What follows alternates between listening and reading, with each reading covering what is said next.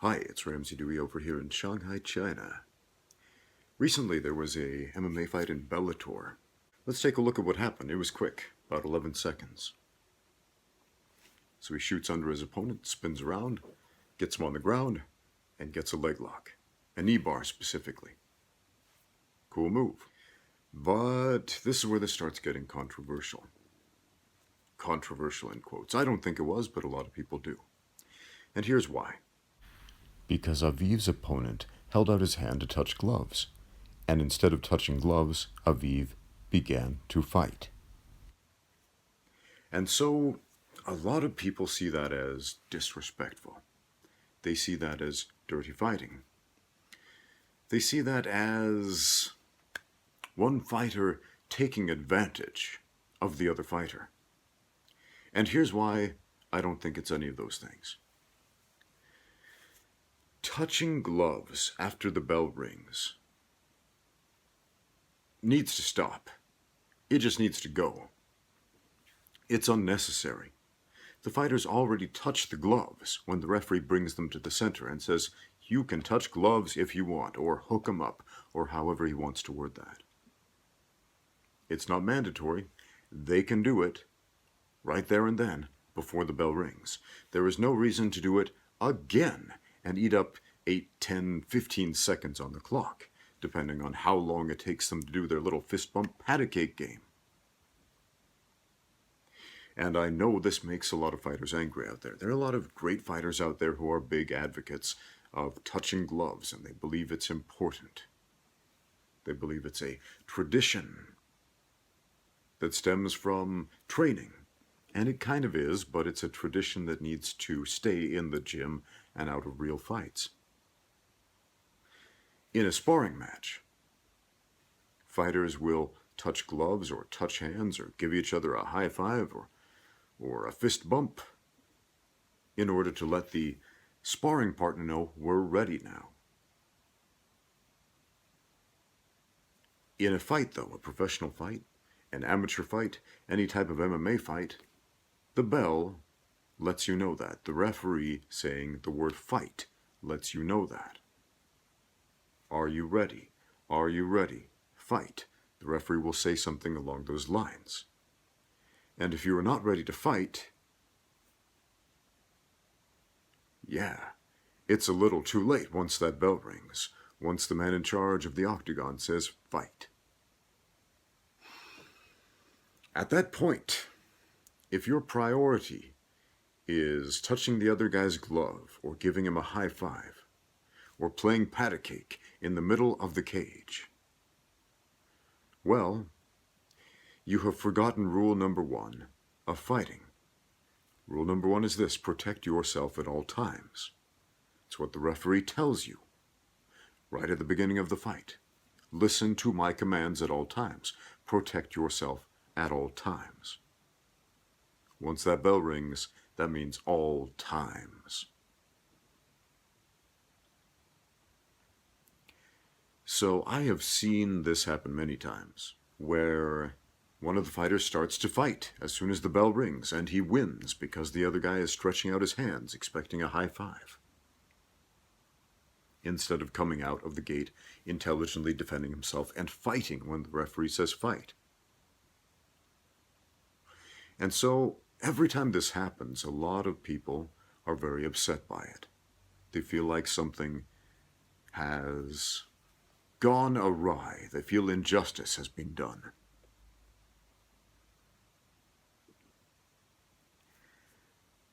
And so there's a lot of fake controversy going on out there, unnecessary controversy going on out there that shouldn't be going on. I instruct the fighters that I train to skip the whole touching gloves thing. And some people might see that as a lack of respect. So what? I would suggest maybe have a conversation with your opponent beforehand and say, I'm not going to touch your glove. Nothing personal, but I'm not going to do it. I had a fight way back when, and my opponent gave this signal like, yeah, let's touch gloves, bro. Yeah, let's do it. And you know what he did? At the beginning of every round, he ran out of the gate, sprinted toward me, and tried to Superman punch my head off. You never know. People want to play those little mind games. They want to get every advantage they can. It's not illegal. It doesn't fall into the realm of unsportsmanlike conduct that would constitute a foul. It is not a foul to do any combative move after the bell rings. It's not. So if you are a fighter, if you are a coach of MMA fighters, I would strongly suggest inform your fighters, inform those under your stewardship, if you will, to get rid of the glove touch. Just don't do it. It's not worth the risk. It is a high risk, zero reward move.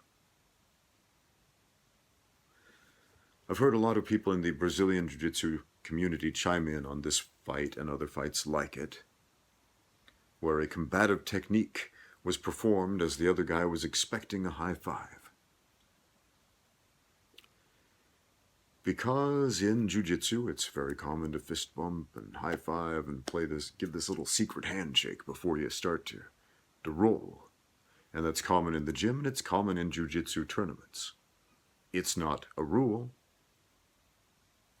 You won't be disqualified if you don't do it, but most Jiu-Jitsu guys tend to do that at the beginning of the match. I'm personally not a big fan of that either, because as soon as you get into that fist bump range, you get into that grabbing lapels range. And I like to shoot under the guy's leg, so I like to be a little bit further away. And so if you get into that fist bump range and take that step back, it kind of advertises your game plan to the other guy. So, yeah, man. There's another problem with that. The psychological warfare of giving the guy a high five like your buds, like your bros. It gets into your head. Because you're there to do something very uncivil and very unfriendly. You're there to hurt another human being. And when you start playing pat-a-cake, when you start giving high fives and fist bumps and these signals of brotherly camaraderie,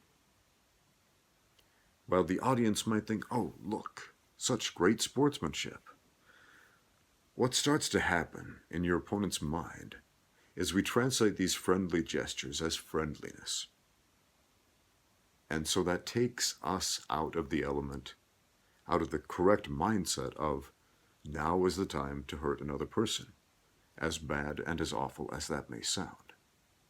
That's the mindset we need to be in a cage fight. We need to be a dirty, rotten cage fighter.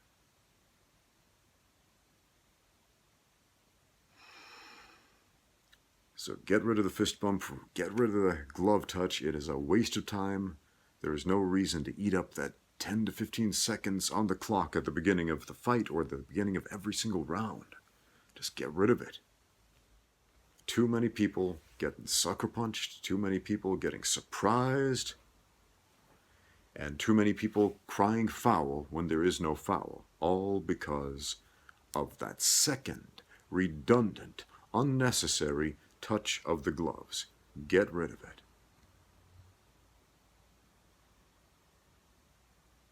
Let's just watch that one more time. Just one more time, because it was actually pretty awesome. Watch how he slides in there, hooks the leg, spins around, gets the sweep, rolls into the knee bar. Meanwhile, you can see the body language on his opponent seems to say, I wasn't ready. I want a mulligan. But there are no mulligans in MMA. Some people might cry for a rematch.